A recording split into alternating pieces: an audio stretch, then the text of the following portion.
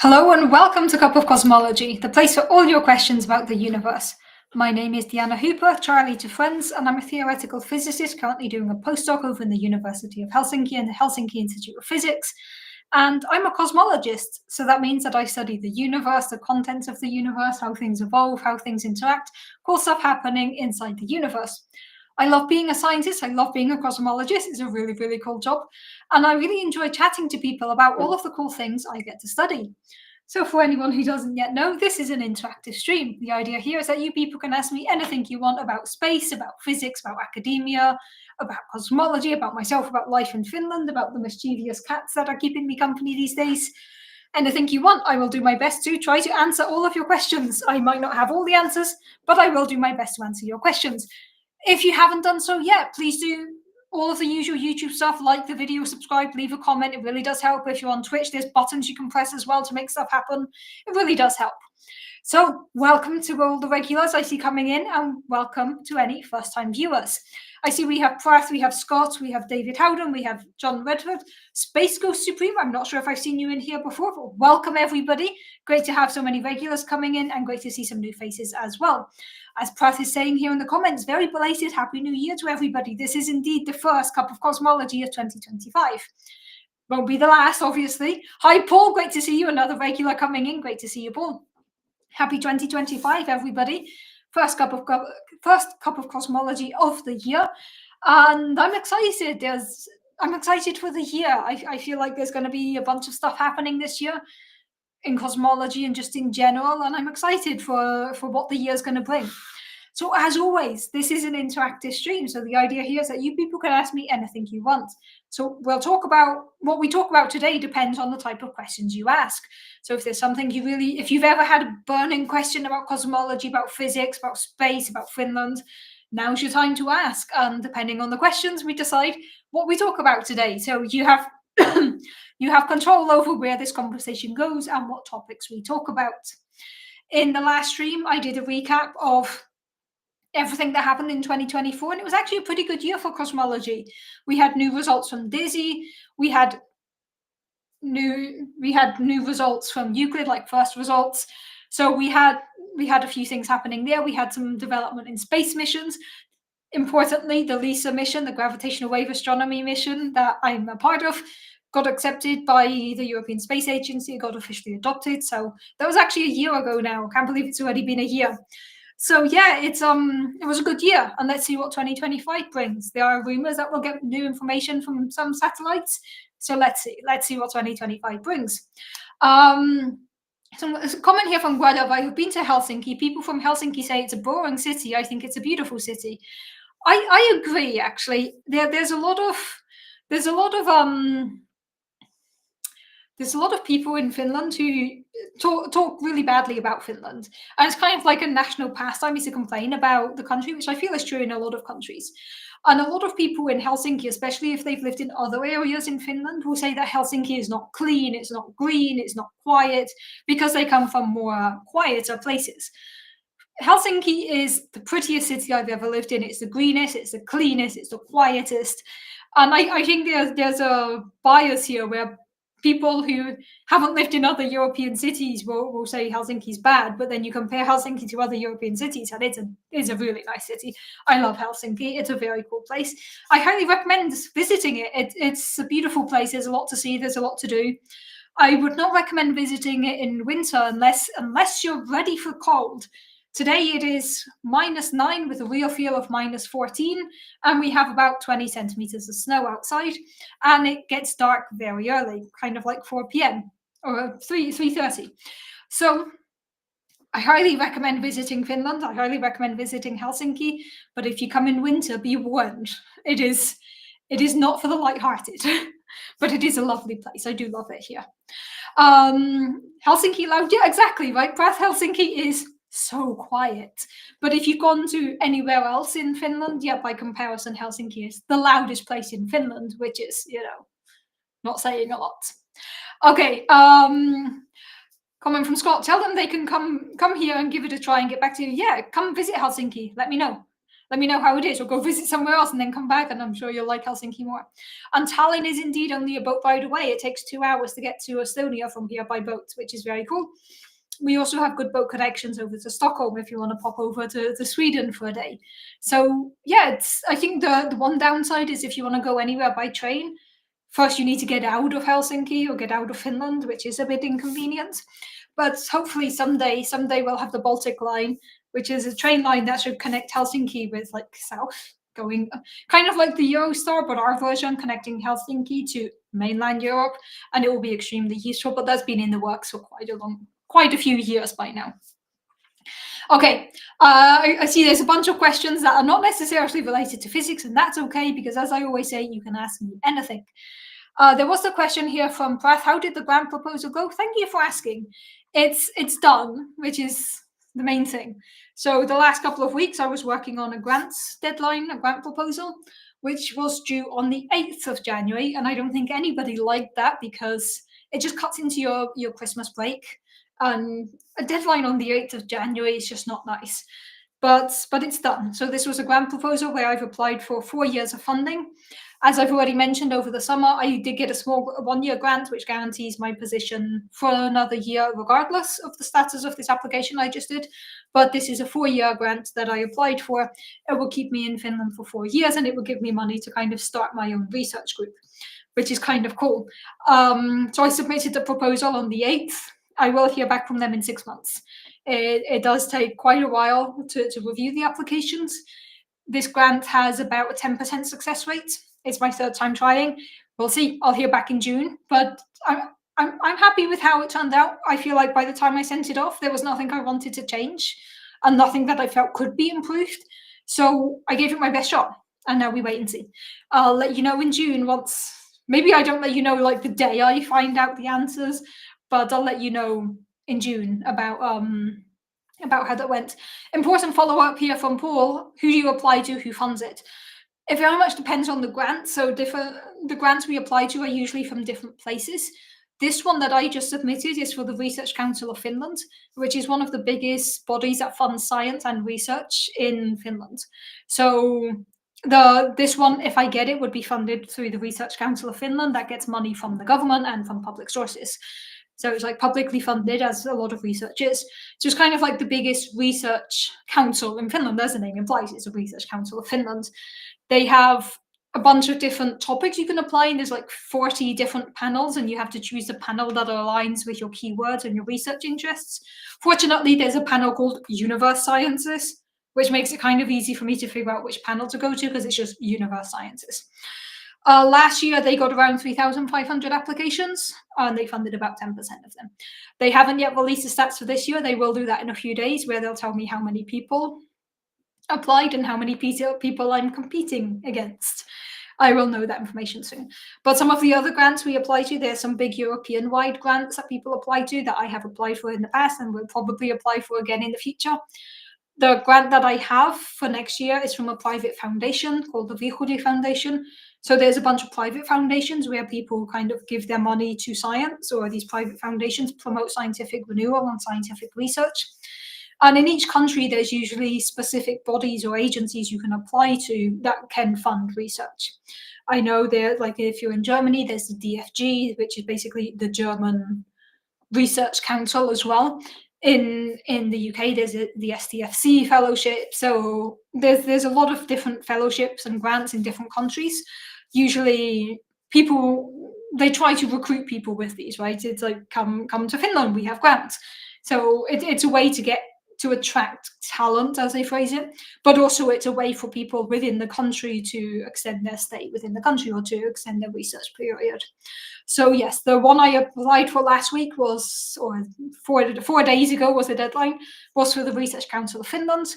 And if you get the grant, it's usually, they don't just give you the money, because especially for the bigger grants, they decide that they shouldn't just give you the money, they give it to the university that's agreed to host you, and then the university helps you manage the finances. Mainly because they've decided if they suddenly gave you that much money, people would not turn up to work, realistically. So yeah, the lots of questions about grants. I'm going to keep answering these because I know it's if you've never been involved in this type of thing, it can be mysterious, like, what is a grant? Why are you doing that? Why aren't you just paid from the university? So these are good questions to answer. And thank you, John, for saying congratulations on getting the application done. I am very happy that it is done.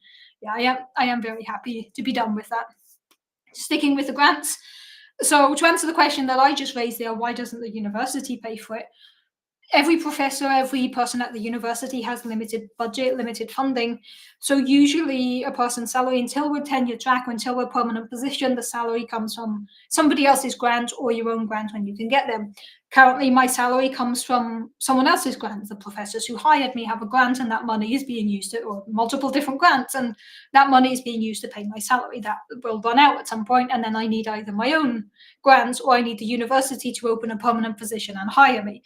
The university doesn't have enough money to hire everybody who goes through the system. And this is why people depend on independent grants or privately funded grants or research council grants. So there is this whole process. Now, of course, as there's a comment here from Gwelaf that there's a visa issue as well. Depending where you're from, depending where you're working, the grants do help you get the visa as well, of course. So I'm currently, because of Brexit, I'm no longer a European citizen, which means I am in Finland on a work visa, which means my right to live in Finland is tied to me having a job, which is always very stressful. But that's a situation that a lot of migrants are in. And it's a situation that, for me, fortunately, will probably be resolved a year or so from now. But yes, that is something to bear in mind as well, that the grants are tied to having a visa. Sticking with the grant questions, there was a question from James. Do you ever submit grants to private companies or entities, or are grants only for public institutions? There's both types of grants. There's the public institutions like the Research Council of Finland that I just applied to, but there's also private foundations. This is something that is true in a lot of countries. For example, one of the biggest ones in the US is the Simons Foundation, where there's a lot of money in the Simons Foundation. This is a private organization, and you can apply to the Simons Foundation for funding. There's also like yearly fellowships and grants from the European Space Agency, from NASA. These are international ones that people can apply to. CERN has yearly fellowships or yearly grants as well. But then there are private companies that also just want to put their money into science. For example, the one that just funded me, or that I just got a grant for a few months back, is called the Vihuri Foundation. And it's basically two people, Jenny Vihuri and Antti Vihuri. These were two philanthropists in Finland who had a lot of money and donated their money to further scientific research.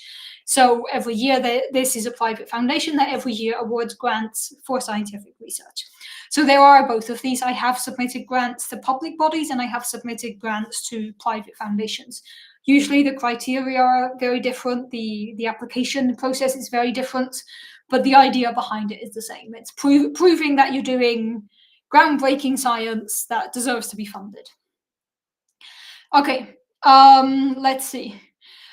Comment from Prathia. What all do grants usually cover? What do grants cover? Salaries, telescope times, access to data. Basically, whatever you need it to cover. There's some limitations and some things you can apply for funding for and some things you can't. So in the case of the application that I've just submitted, for an example, I'm not going to go into any like personal information here, but the grant that I've just submitted, I've requested funding for myself for 4 years, funding for a PhD student for 4 years, and money to travel to conferences and to present my work.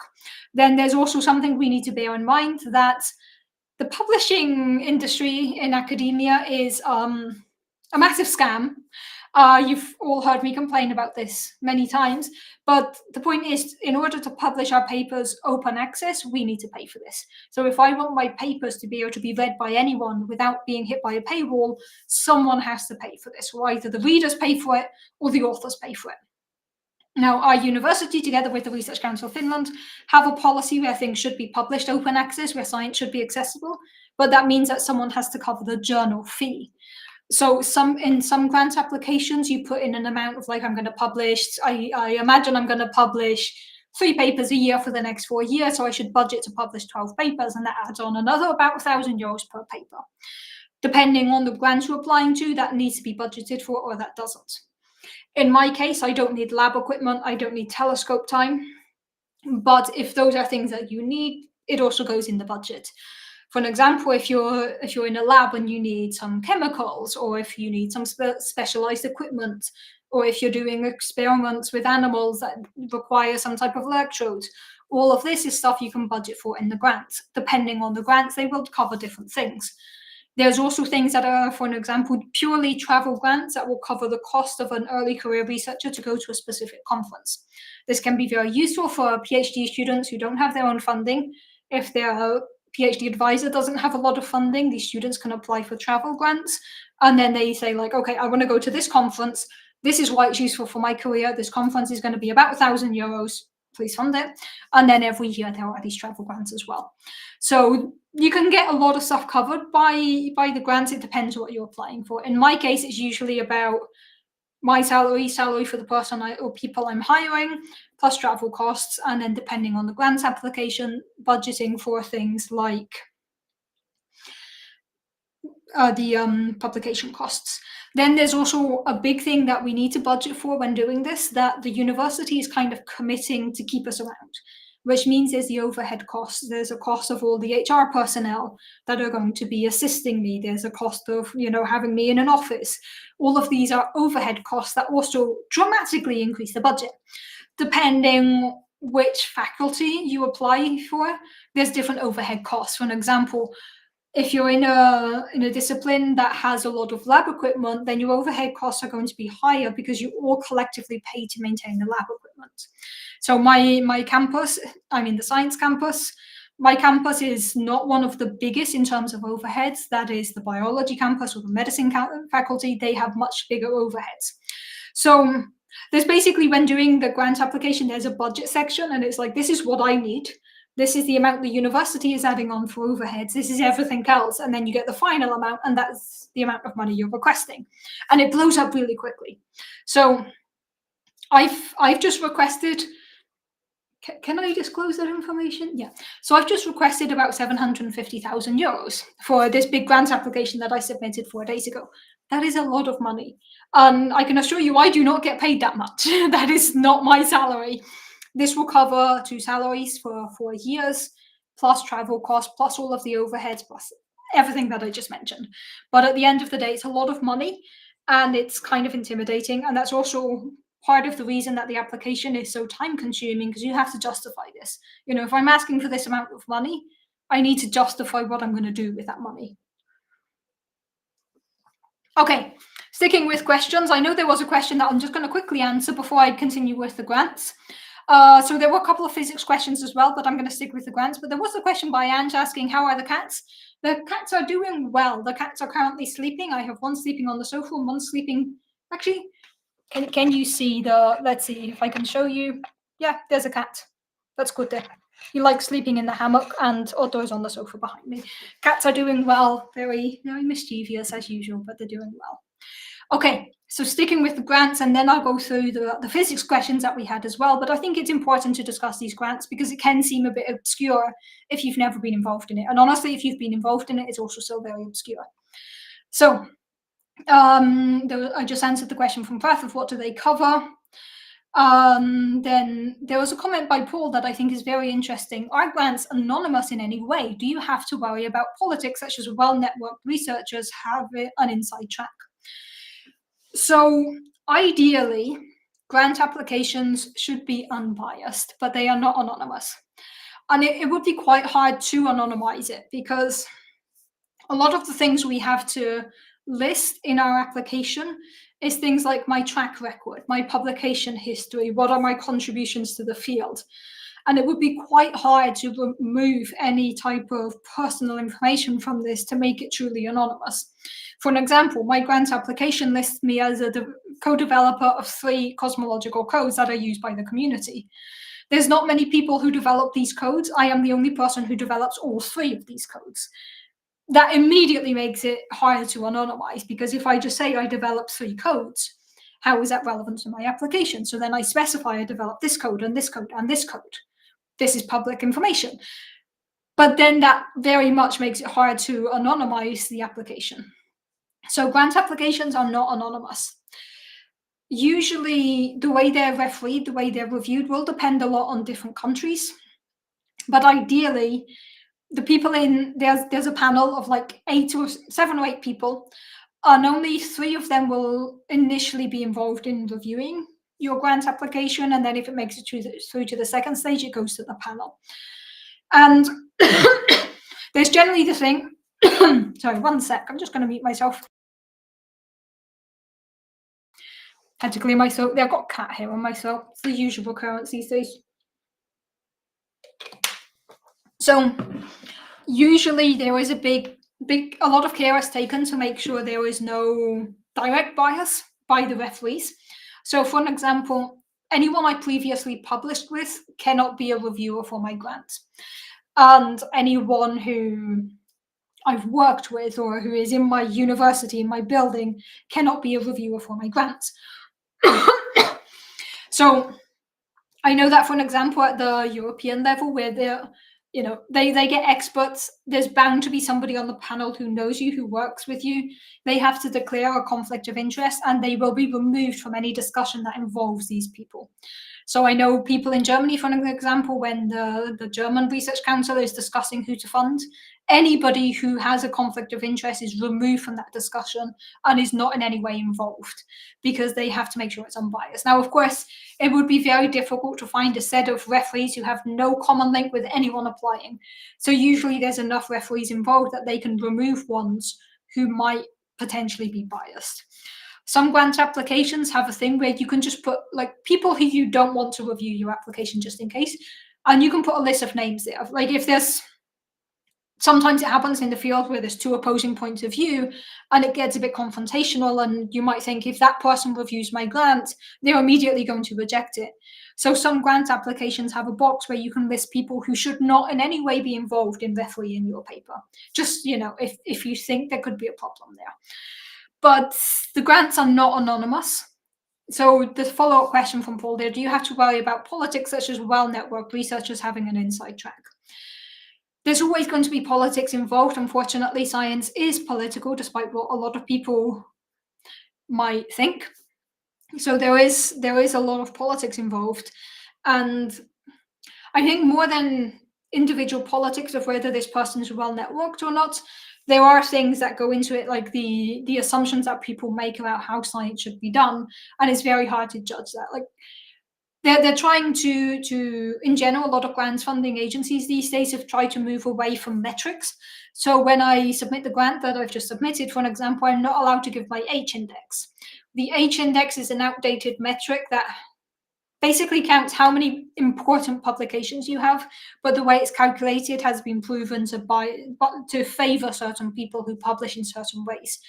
So now, in the grant application that I just did for Research Council of Finland, they specifically say do not include H numbers, do not include number of citations you have, do not include how many citations each paper that you're mentioning has, do not include these metrics, and they should not be taken into account. Of course, the referees, if they wanted to, could find this information, but they're technically not allowed to use it.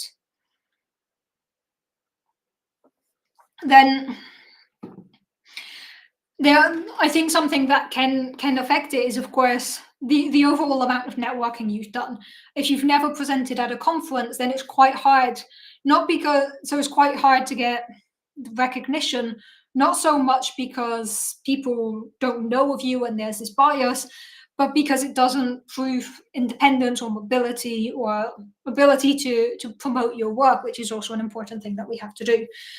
But I can give you an example of last year or a couple of years ago. In one of the grant applications I did, I didn't get the grant, and one of the comments I got, because we get the reports from every referee, and one of the comments I got was that I don't have enough first author publications. And this is something that is quite unfortunate, because in my field, most publications are signed alphabetically. So the order of the authors in a publication very much depends on the field, but some fields do it that the person who contributed the most is first. And the person who contributed the most is first. So if you're not first, you didn't heavily contribute to the paper. I'd say about 70% of my papers are assigned alphabetically, which kind of means everyone contributed equally to the project. Of course, that's never actually the case. There's always someone who doesn't pull their weight, always someone who does more. Usually the PhD students involved do more. But paper signed alphabetically kind of implies we're all equal here. So when I got the comment of you don't have enough first author publications, it's a bit annoying when my CV specifically has a comment saying in cosmology, most papers are signed alphabetically. So that is something that is it politics? Is it a bias? Is it just something in how everyone has a different approach to science and therefore different criteria by which to review people? At the end of the day, to be honest, I don't think that is the reason why I didn't get the grant. So it doesn't matter in the grand scheme of things, but it's a comment that annoyed me because it didn't reflect the way that science is done in my field. But of course, they're not going to get a reviewer who is an expert in your topic because then that increases the chances of there being an overlap. So I mentioned early on that the panel that I applied to is called Universe Sciences, which means there's people doing space physics, there's people doing astrophysics, there's people doing every possible aspects of cosmology, there's also particle physics in there. So any referee that is reviewing my grant is not going to be an expert in my field. They're going to be experts in these general topics. They are going to work in one of these topics, but they're not going to be people who work on gravitational waves and dark matter like I do. So that also means that you need to write the grant application in a way that is readable to people who know about the topic but are not experts on the topic. And that is something that is also quite difficult to do sometimes because it's a fine line between putting in too many details and not putting enough details.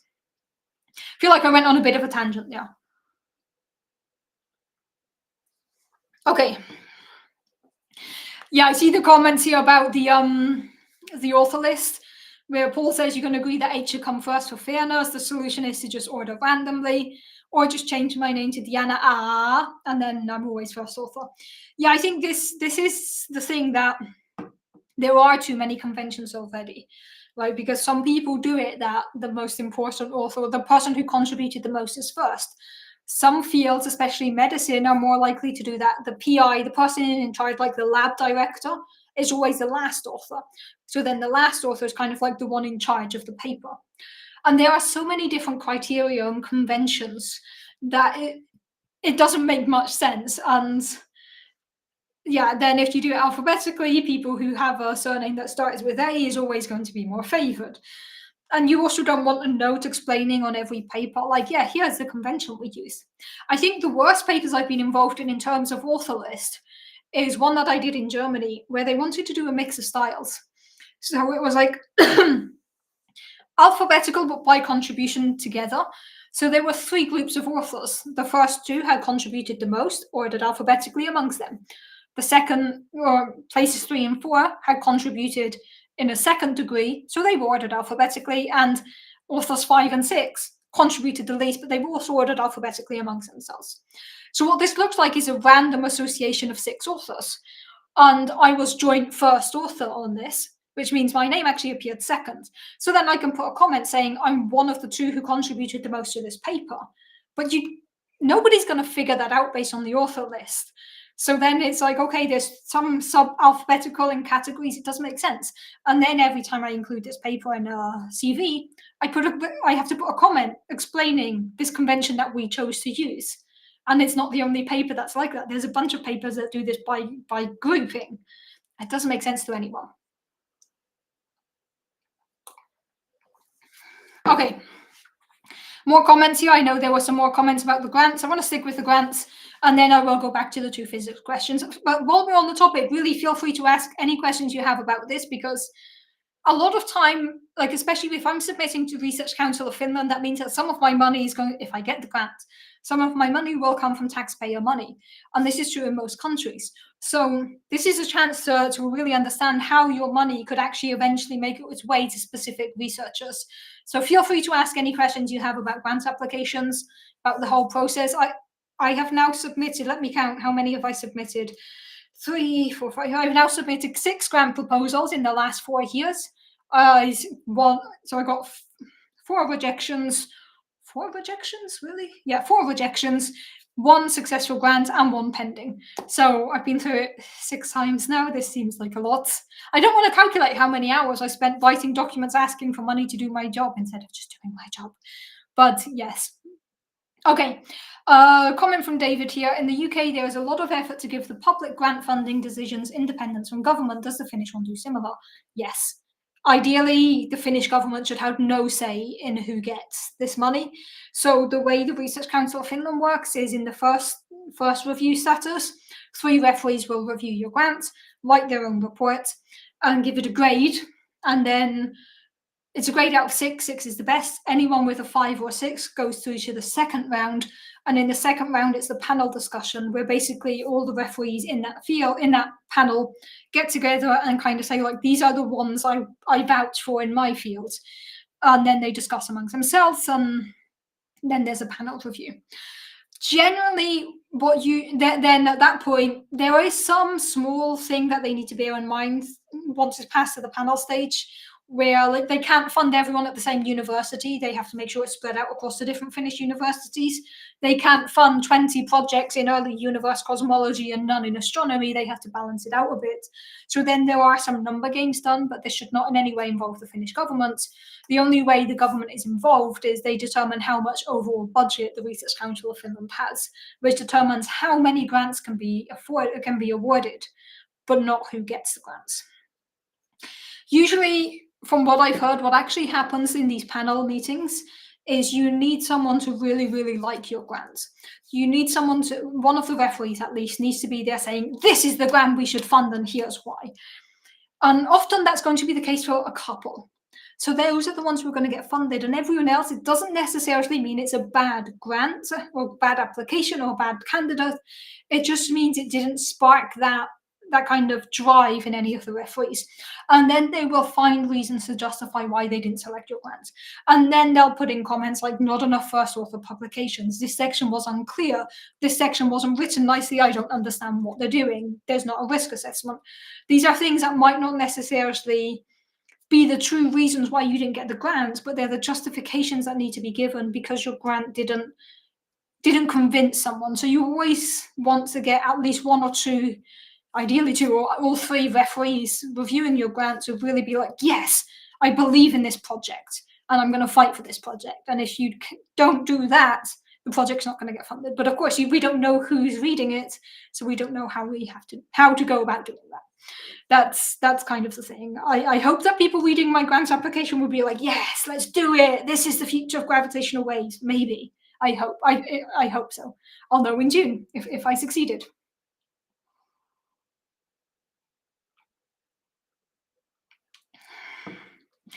Yeah, so a comment from Paul here that applications to private foundations remind you of Contact when Jodie Foster gave a presentation to get a city grant.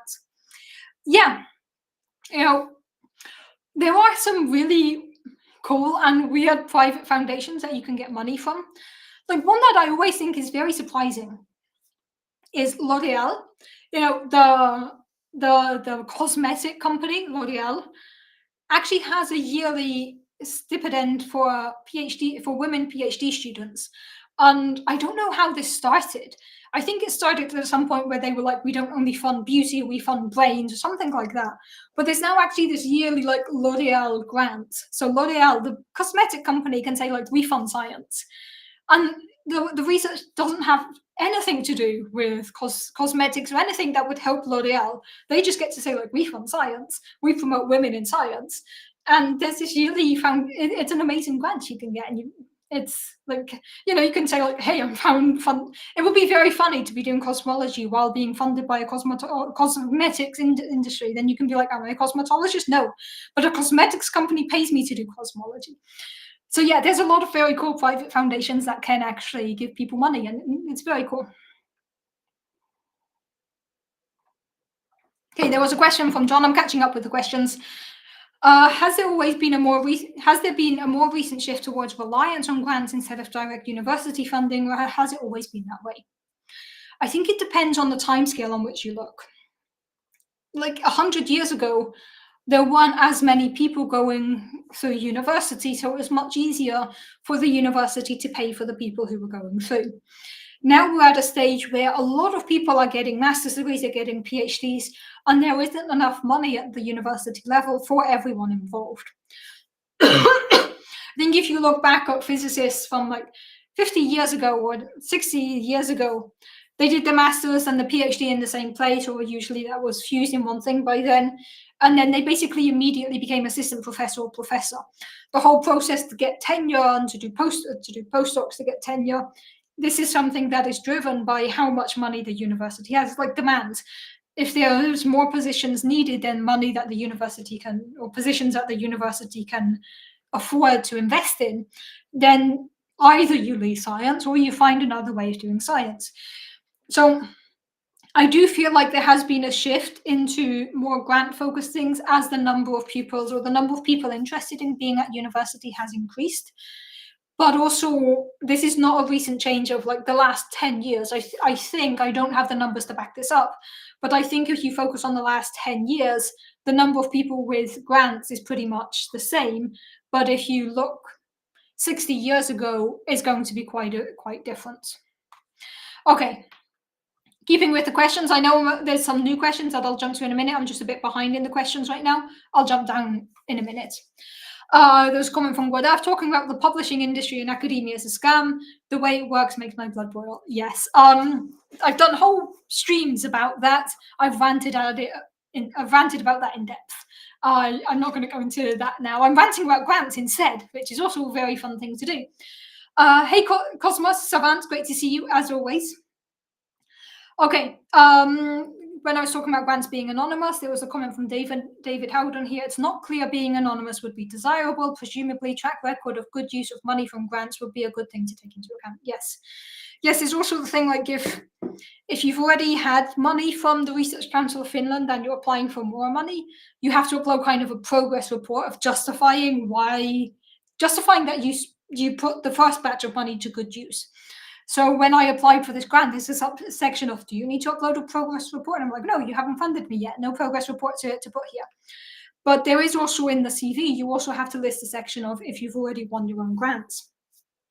I've heard a lot of people say that the first one is the hardest one to get, because if you've never won a grant, the section on the CV of grants awarded is empty. Now, once you've already got something there, it kind of adds this idea that, oh, this person's already received a grant. Other people trusted them to do good science, so they're probably trustworthy and do good science. Kind of this bias that adds to it. So I've been told, I can't vouch for this, but I've been told by several people that getting the first grant is the hardest. And once you have that, then you're more likely to get a second one. Also because you learn how to write grants and you learn what worked one time, so you're more likely to be able to put that into place. So I'm not sure if it would be beneficial for applications to be anonymous. It would remove a lot of the bias that people have, because everyone has their own intrinsic bias and prejudices that would be removed. But I think at that stage, it's very difficult to anonymize it. What could potentially work is, get to the panel stage, have that discussion, but then instead of funding 2 or 3 in each topic or however many each panel funds, at that point, if you make it to the panel stage, then anonymize it and then make it basically a lottery at that point. Because if you've made it to the panel stage, your grant application is good enough. At that point, yeah, I'm not sure if being anonymous makes much sense at that stage of the grant application.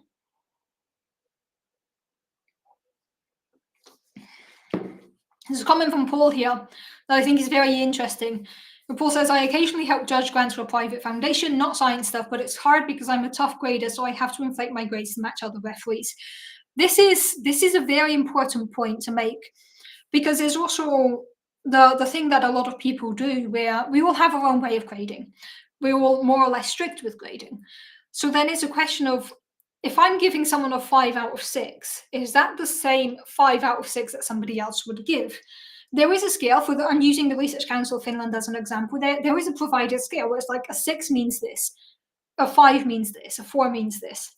So that kind of tries to balance it out. But a lot of the grants reviewers are from many different countries in Europe, because they're not going to get everyone in Finland on these topics. So there's people from different countries participating in the review. And then, like, to get a 6, the feedback, the justification of a 6 is something like no weaknesses. So then I can imagine a lot of people thinking like, well, it's good, but is it perfect? Probably not. So maybe I give it a 5 instead of a 6. And I've seen that in some of the feedback I've gotten over the years from this grant and different grants, where people say a bunch of positive things and don't say anything negative, but then give it a 5 out of 6 or 4 out of 6 even, I had once. And then it's like, okay, but Are they just doing the thing of nobody deserves a 10 out of 10, nobody deserves the best grade? Or was there actually a flaw that I can work on and improve here? So I think that is something that is challenging for people reviewing grants, is to know how to adjust your grading scale to fit the general convention. The good thing is it's not just one referee, so ideally this will balance out. But you can get situations sometimes where people who especially are not as familiar with the idea that you need a 6 out of 6 to get this grant might be like, well, I didn't find anything wrong with it, but nobody's perfect, so 5 out of 6. And that might then affect the chances. So that is something that I think is very difficult for individual referees and for the panel to balance out and to account for. So yeah, it's something that is unfortunately a problem with the way that grants are reviewed. But I think this also applies more in generally. Like, this is tangent here, but this is why I think academic grades are meaningless, because I've been through academic grading in 3 different countries. Four different countries, yes. And I can give the example, the grades I got in Spain were on average much, much, much lower than the grades I got in Vienna and the grades I got in Germany. And between Vienna and Germany, there was also a big difference. Now, I don't think the amount of effort I put into my studies, the amount of knowledge I gained, was vastly different in these things. I think the requirements needed to get a specific grade are very country specific and professor specific. I know professors who will happily fail 50% of the class because they think that's, only 50% pass. That's a good sign. That's a sign that it's a tough lecture. And I know people who try to make sure every student passes with a grade, with a scale. So when I say, like, in Spain, my average grade was a 7 out of 10, 70%. What does that mean? That means compared to the Spanish standards at university, I had 70% of the available marks. When I went to Germany, my grades jumped up to about 95%. In Vienna, they were about 90%. I don't think that I put in enough effort to go from a 70% to a 95%. It's just that different countries have different criteria and different grades. And this is why I will always advocate that and the fact that grades just measure one very specific thing. But in general, I think grades are meaningless. But unfortunately, we still use them in some things. Digression over. Okay, more comments. I am a bit behind with the comments here. I am aware that I'm a bit behind with the comments here, but I will try to catch up. Let's see, where was I? Where was I with the comments? Where was I here? I was just reading comments and then scrolled and missed things. I am aware that there are still 2 physics questions that were asked right at the beginning. I will answer them, but I do think this is an important conversation as well. And I just finished a grant application, so this is a good time to talk about it. Okay. There was a question here by Brath. Isn't H-index like PageRank for science papers? Yeah, the H-index is a bias metric. The H-index measures how many papers you have with a certain amount of citations. So the idea is to make sure that people don't put out 100 papers that aren't well cited. It's supposed to balance that out. But it doesn't take into account anything else or how publishing changes in different fields. Yeah, I don't think it's a good metric. Okay, let's see. I read those comments already. Read some of those. Then there's comment from Paul. I participated on a few actual papers, and in those cases, the primary authors were the thought leaders directing us, not the hardest work, because it felt fair to me. Yeah, again, there can be different reasons and different conventions, and the problem is if there's no universal convention and you have to explain which convention you used in each paper, then it becomes a mess. I think you can find valid reasons for any choice of ordering that you go for.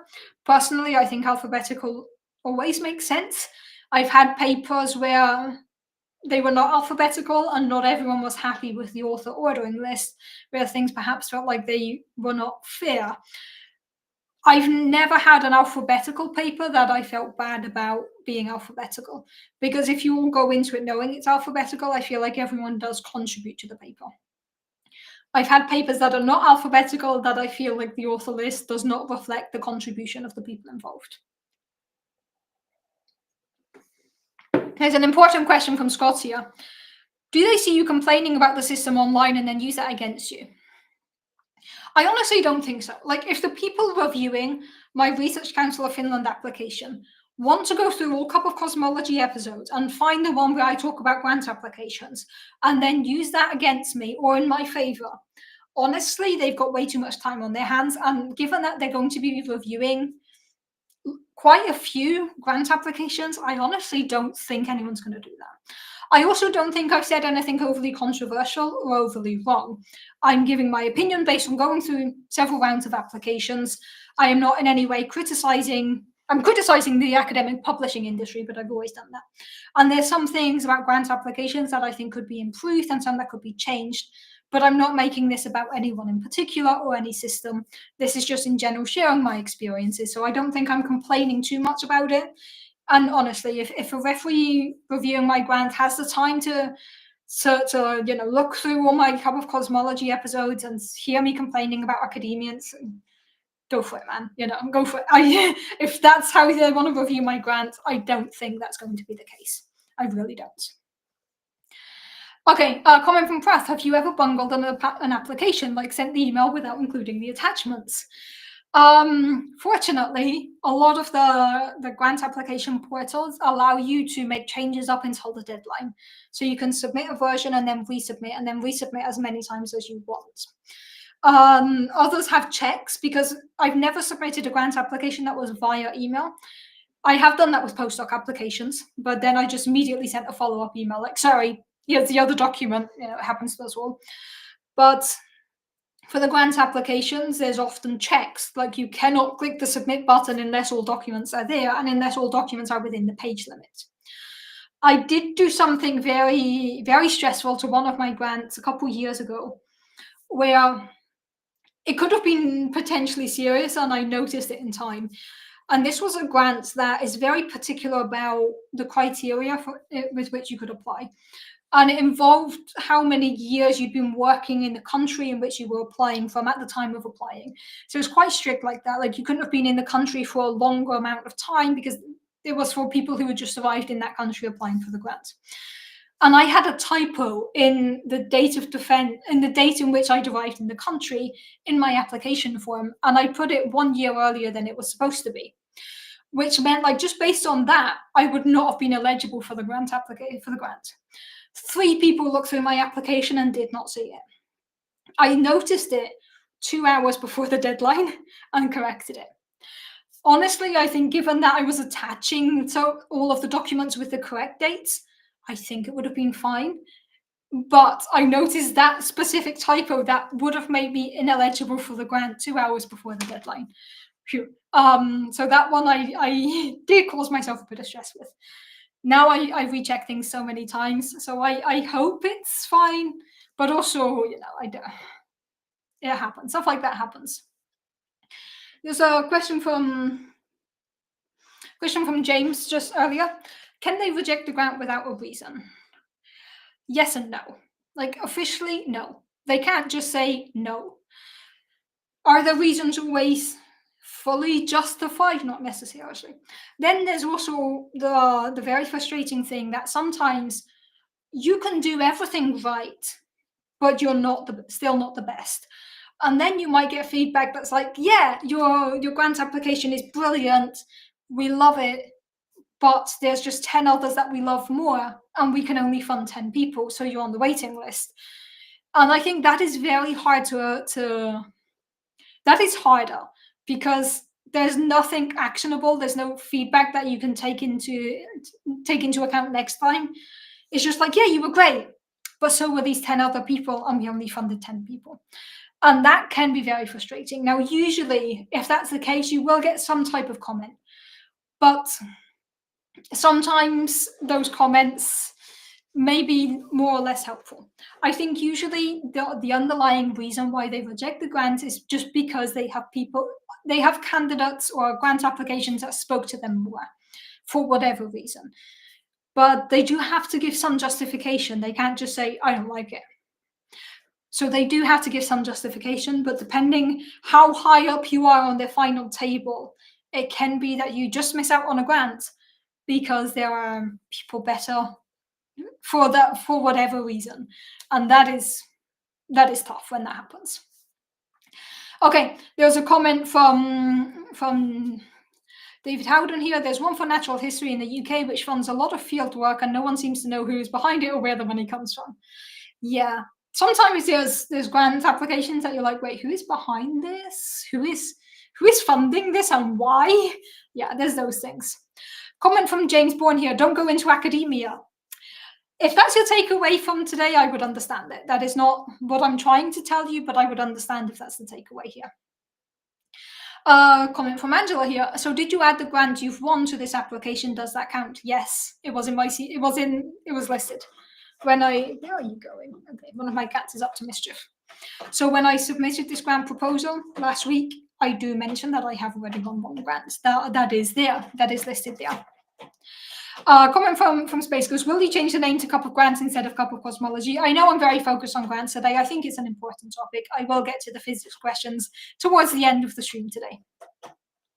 Okay, there's a comment from Scott. It always bothers me that some people use that logic. I am not sure what that was related to anymore. Like, why have that scale if you admit that you'll never award the highest rank? Again, they do that with my job too. Yeah, it's a thing that the way people grade stuff is always going to be subjective. So even if you put a table and you say, like, a 6 means this, a 5 means this, there is still ambiguity there. And then what if something's between a 5 and a 6? Do you go up? Do you go down? What if something's between a 4 and a 5? Do you go up? Do you go down? And this is a matter of individual preference, and it's quite hard to standardize it because we are not robots, which is also good, right? And the thing is, 3 people can read my grant application and have vastly different opinions. And this is why there is not just one person. And honestly, last year it balanced out. So last year there were 3 people reviewing my grants. I'm not going to disclose names or anything like that. But I can tell you that one person loved it and was consistently giving me 6 out of 6. One person was kind of good about it, was giving me 5 out of 6, and one person did not like it and gave me 4 out of 6. It balanced out. I ended up with a 5 out of 6. I made it to the final round. I didn't get the grant. So I think the fact that there are 3 referees, also I do think it's fair that I didn't get the grant last year. I think some of the feedback I'm still a bit upset about, but I understand why I didn't get the grant last year, and I'm okay with that. So I do think it balances out. Like, everyone has their own criteria, has their own conventions, but ideally, by having multiple referees, you kind of balance out the different conventions, hopefully. Yeah, there's a comment here from David Howden. There is research which suggests having a name early in the alphabet benefits you because of alphabetic ordering. Yeah, there are many papers showing you that if you have a surname that's early in the alphabet, you have advantages in some areas, which is interesting. Okay, gonna jump through some of the comments here. Again, what is he up to? One of my cats is suddenly very active. Okay, so yes, just jumping through some of the comments here. And I see we've now gone back to physics questions towards the end. So just to recap, grant applications are very stressful. It's a lot of work. It's something a lot of us have to do at some point in our academic career. And it's something that unfortunately is part of academia and is necessary right now based on the way the system works. Sometimes things get funded, sometimes they don't. I think, as in every job, there's going to be rejection. We get a lot of rejection in academia, and dealing with it can sometimes be tough. The more I write grants, I think the better I'm getting at writing them. And I think writing grants has pros and cons, right? It's a huge time investment. It's stressful. There's a lot of cons. But there's also things like my research project has never been clearer in my mind than it is right now. What I want to work on for the next 4 years has never been clearer to me than it is right now. I made figures for this grant application that are super cool and show my research ideas and what I'm doing, where I'm going. So, and it forced me to check what's been done recently to make sure I'm not doing the same, what hasn't been done yet. So while grant applications have a lot of negatives, they also have a lot of positives. And I think it's the more you do them, the better you get at them. As for the whole process, depends on who you're applying to. Some are private, some are public. So everyone has different criteria, different conventions. They do try to filter out for biases. They do try to filter out for friends and things like that. But no system is perfect, so there will always be issues. But overall, I must say, out of the grant applications I've done, I think the ones with the Research Council of Finland are probably the nicest in terms of the whole structure of the application and how everything is clear. It's also like I already know the exact date I'm going to hear back from them. It's not just at some point. I know the exact date, which is both good and bad. Like, it's terrible. I'm not going to tell you the date, but it's terrible because I'm going to be checking my emails all day. But I also know that until that day, I don't have to worry about it. Like, I know exactly when I'm going to get the answer. Some point during that day, the time varies, but on that day, I can just condense all the grant stress to that day.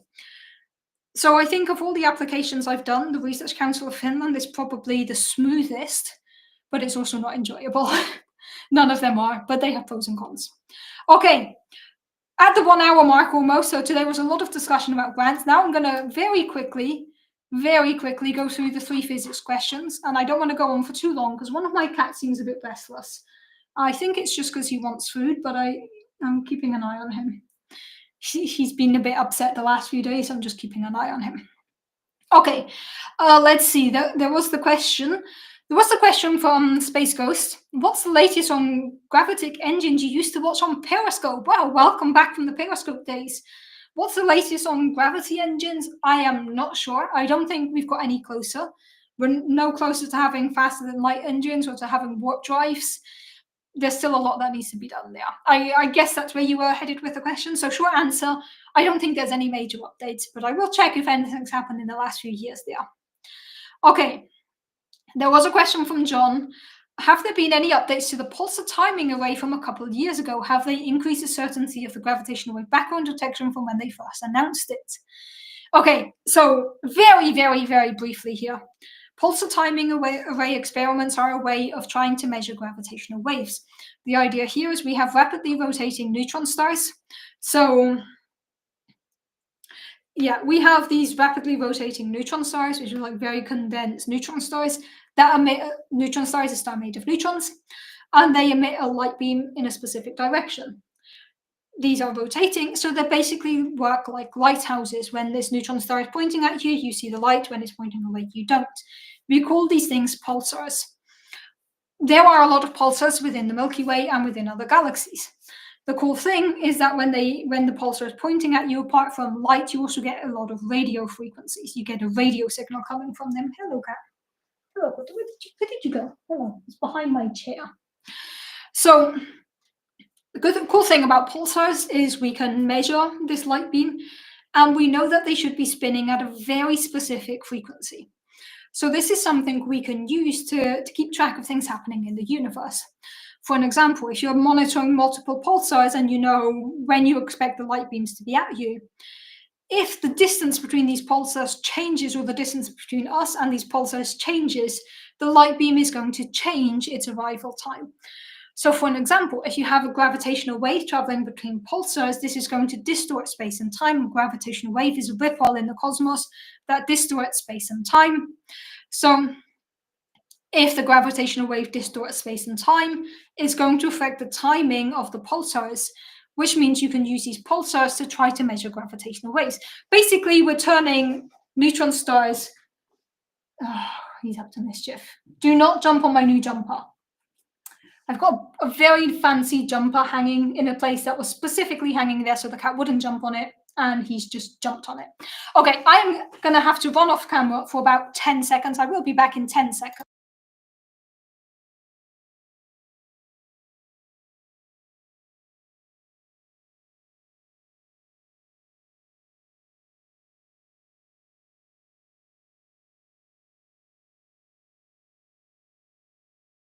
Sorry about that, just had some cat drama because my cat got himself stuck in a jumper that was specifically hanging out of his reach, and he managed to jump on it and get himself stuck.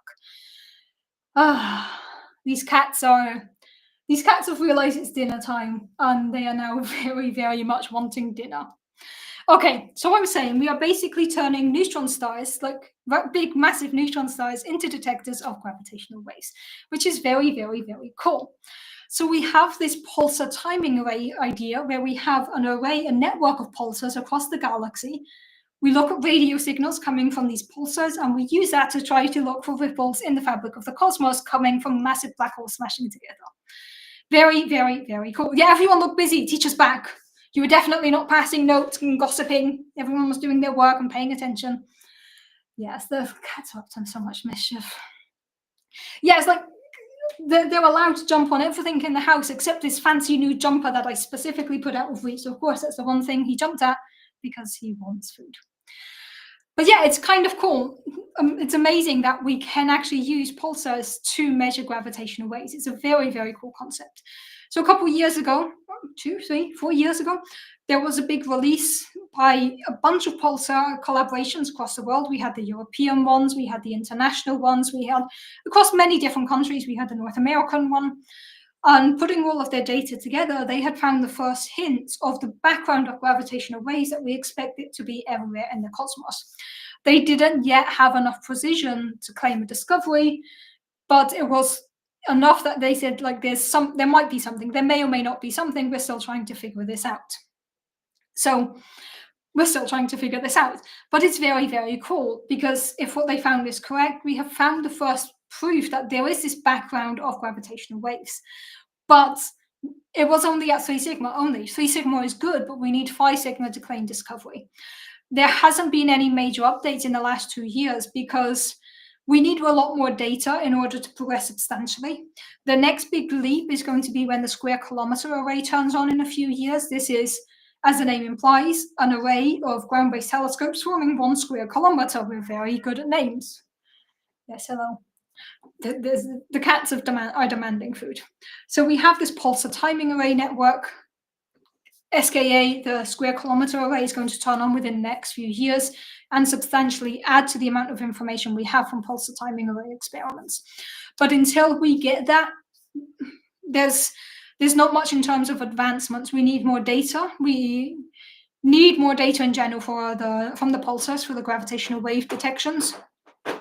There are a lot of people looking at different interpretations to this signal that we may or may not have seen, different ways of processing the data to maybe shift how accurate we were. But I would say there have been no major updates with pulsar timing array since the release a couple of years ago. And this is something that I don't expect us to get a resolution to next week. It's something that I think will be at least 5 or 10 years before we can say for sure if the pulsar timing array network really did find this gravitational wave background or not. Follow up from Paul here. Pulsars for gravitational wave detection, the precision needed must be crazy. Yes. Also, wouldn't a wave cause an effect and then the opposite effect as the wave goes by? Yes, indeed. But then the idea is this is why we use a network. If you're just using one individual pulsar, you have nothing to compare it to. But if you have a network, the idea is the gravitational wave. Let's imagine the gravitational wave is traveling from some distant galaxy to us, and it's going to hit these pulsars at different levels, at different times. So by looking at not just the way the time changes on the light or the timing of one pulsar changes, you look at how it changes between different pulsars. So then you really get the idea of how space-time is behaving between these different pulsars, which might not necessarily be symmetric. So at that point, you use the fact that you have many, many pulsars in the solar system, and you kind of cross-correlate each pair of pulsars. And this is what allows you to get better precision. What are you climbing on this time? Yes. So pulsar timing array is an incredible way of measuring gravitational waves, but there is a lot that needs to be worked out. There was also, we need a lot of radio telescopes. Of course, there was the problem that we lost a big radio telescope a few years ago. There was the Arecibo telescope that crashed, that collapsed, which was a big loss. But we do have plenty of other radio telescopes. I hope I didn't say gravitational wave telescope there. Arecibo is a radio telescope that was being used as part of the pulsar timing array, and we have lost that one now. But there are plenty of other radio telescopes across the world. So short answer to the question that was asked almost an hour ago, no major updates with pulsar timing array in the last couple of years, and I expect there won't be a big update for the next few years either. Okay. Let's see. There was another physics question also from John. Did you hear about the recent study in the news claiming dark energy is an illusion? It said Pantheon supernova data supported the timescape cosmology model. Yes. Yes. Yes, that paper. I wondered how long it would be before somebody asked me about that paper. So I think this is a case where scientists did one thing and then did a press release that claimed something entirely different. The first I heard of this paper was a popular science article that popped up in my feed that had the headline, "Physicists say dark energy isn't real." It was like, okay, which physicists? How are they saying this? Who is saying this? More data. So then I read the actual paper. And the actual paper is basically saying if we use a very specific data set in a very specific scenario, we find a preference for modified gravity over standard cosmological model with dark energy. Is that enough to... So it's like a paper by 3 scientists found that in some situations, in some circumstances, and using some specific data, you are going to find a preference for non-lambda CDM. Is that the same as the headline, "Physicists rule out dark energy"? Absolutely not. So there is a thing in that we have a lot of data in cosmology covering different cosmological epochs. We have very early information like that coming from the earliest light we can see in the universe. I cannot believe it has taken me an hour and 7 minutes to do this today. This is the CMB, the cosmic microwave background radiation. This is the oldest light we can see in the universe. It is behind us everywhere in the universe in whichever direction we look. This is a snapshot of what the universe looked like 380,000 years after the end of inflation. This is showing us the background light, the photons in the universe. Orange spots are hotter, blue spots are colder, and it shows us these tiny temperature differences that were present in the early universe. We can use this to get the statistical properties of the universe, and from this, we know that the universe has 25% dark matter, 5% normal matter, and 69% dark energy. This is where we get those numbers from. This is something that we call an early universe, or kind of young universe probe. This is 380,000 years after the end of inflation. Then we also have information from galaxies. We have clusters of galaxies. We have the whole cosmic web, how galaxies have evolved throughout the years. And then we have modern day data like supernova, which measure the expansion rate of the universe on small scales. One of the biggest pieces of evidence we have for dark energy is the CMB, the cosmic microwave background radiation. So if a paper claims that they're ruling out dark energy, you would think that they're going to use all the available cosmological data. However, some different data sets are useful for studying different things. This paper that scientists rule out dark energy does not include the CMB. It includes things that are local because it's looking at a local effect. So it includes things that are local. So what the paper is actually saying is in our local universe, we find more evidence for dark energy not being there, which is also not completely incompatible with previous results. So while that paper is an important step in modified gravity, and it's an important step in progressing in our theories, the paper, in my opinion, should have considered more and different types of data, and to then spin this as physicists say there is no dark energy. Yeah, I saw that and was like, okay. And then I read the paper and then I discussed it. And then I got a message from someone like, can you comment on this? I was like, gladly, I will comment on that. And my comment is basically, where is the CMB in your analysis? That is my comment. If you're going to rule out lambda CDM, you have to be able to explain the CMB without lambda CDM. And if your model doesn't do that, I'm going to be reluctant to say physicists have ruled out dark energy. Yes. So, yes, it was a very interesting paper. I knew somebody was going to ask me about it. I was very, very sure that this paper would come up. So thank you for that question, John. By local, it's supernova data. So it's the local group of galaxies. It is, if you want the exact thing, I think it's redshift 1 that they go out to, which is basically our local neighborhood of galaxies. It's not our galaxy, it's a few galaxies, a couple more galaxies. They used the Pantheon data set, so they do have a bunch of supernova, but it is our local cluster. So yes, that's what I mean by local. Okay. One question here from Ben. I am going to wrap up pretty soon because my cats have made it very clear to me that it's dinner time, and I need to figure out when the best time to feed them is on days that I do streams, because they usually get food sometime between 8:30 and 9, and I do these streams between 8 and 9-ish my time. So currently it's like it's 10 past 9 for me.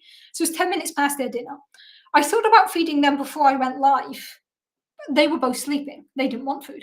And I should add that they have food constantly. They have dry food. I do a combination feeding thing. They have dry food. They just want their evening snacks. But I have two cats either side of me staring at me right now. So I will wrap up pretty soon.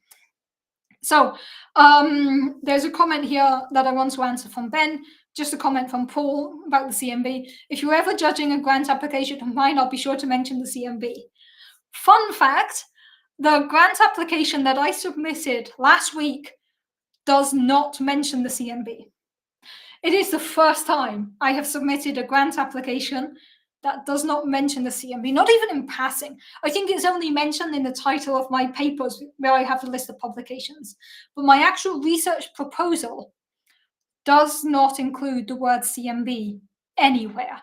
It is not mentioned in the grant proposal. I have moved on. I mean, I haven't, but my research has moved on. Keeping to the paper, and then there's a question from Ben, and then I'll wrap up. Question from John here. Do you think the press release went overboard, or did reporters take a decent press release and blow it out of proportion? I'm honestly not sure. Sometimes it's hard to tell. Like sometimes a scientist says A and a reporter interprets B. There's also the thing that the way we talk in science terms and the way journalists talk, there's often a bit of a communication barrier where I might say, like, I can't rule out there being aliens. And someone might interpret that as saying scientists think there's aliens. Like, well, statistically, I can't rule it out. Does that mean I think it's happening?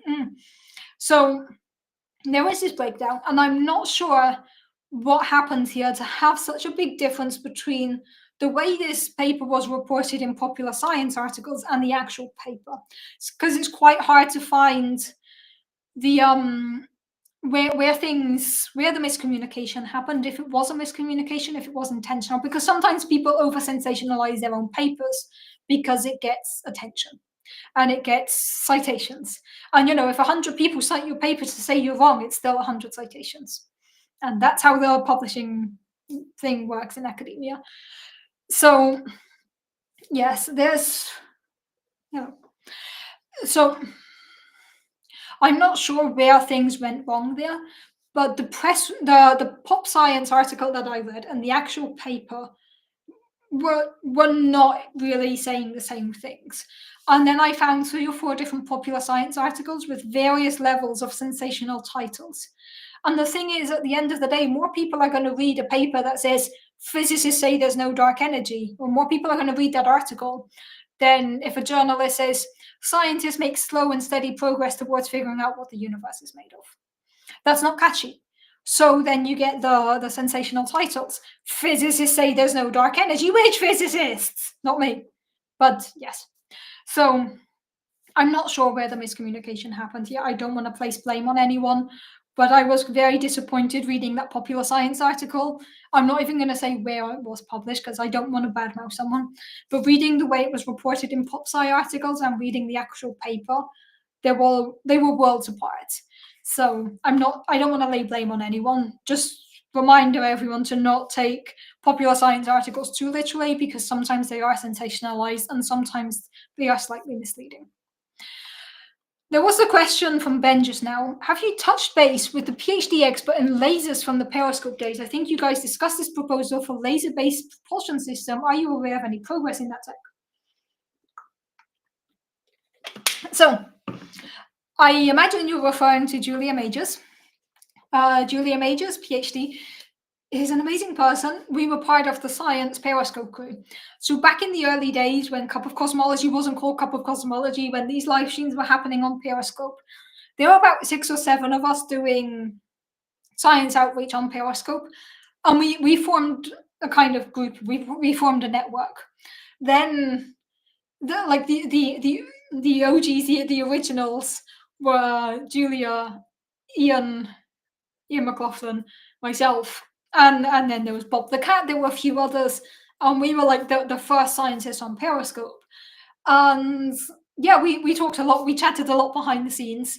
I actually managed to meet up with both Julia and Ian together when I went to the US in 2018. It was really nice, the Periscope gang. Then when we shifted to HAPS, there was a different iteration of the Science Gang, who I'm still in touch with. There were about 8 of us. We did a lot of streams together on HAPS. There was Ian, there was me, there was Christian Sasser, there was somebody studying bats, Georgia. There were like 6 or 7 of us on HAPS who got together, and we still have a group chat. Unfortunately, that group chat is on Twitter, on X, and I don't open that application anymore because, yes. So that conversation is kind of, we're going to move that chat, but yeah, we are still in touch. As for Julia, I'm no longer in touch with Julia, unfortunately, but I don't know what she's working on these days.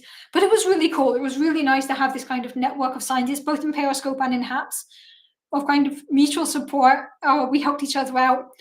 We anytime one of us was applying for Science Outreach Award, we'd write letters for each other. We'd help each other out. There was this kind of really nice network feeling of community, and that was really nice. That's something I enjoyed a lot, both from Periscope and from HAPS. We did discuss the idea of using lasers as propulsion. So there is this idea that you could build a satellite that has a sail, and instead of using solar sails, you would basically shoot a laser at it and use a laser to move the satellite. This is a very cool idea. I'm not sure if there's been many advances in that. I know it's something that a lot of the space agencies are looking into. There have been some type of test done at NASA and the European Space Agency, but I can't remember how far along they are in their testing. But it would be very cool. It's a cool concept of using lasers to kind of move satellites. Is a very cool idea. And that's something that Julia and I did discuss a lot because she's an expert in lasers. I'm an expert in space, so that was one of the topics that we overlapped on. It would be very cool to discuss again now that I'm in gravitational wave research, which is using lasers to find gravitational waves. That would be something cool to discuss with her. But yeah, but I'm not in touch with Julia anymore or with Bob the cat. But I am involved. I am still in touch with the HAPS group, and that's very nice. Sometimes you see them pop up here. There's David Dunn pops up sometimes. Abyss pops up. Ian has popped up in the comments occasionally. They're around, and we do still keep in touch behind the scenes, which is always nice. Follow up from John. I've heard about laser-based propulsion in a lot of contexts with the solar gravitational lens. I'll have to check how they're doing that. But yeah, it is a very cool concept, and it is one that is progressing.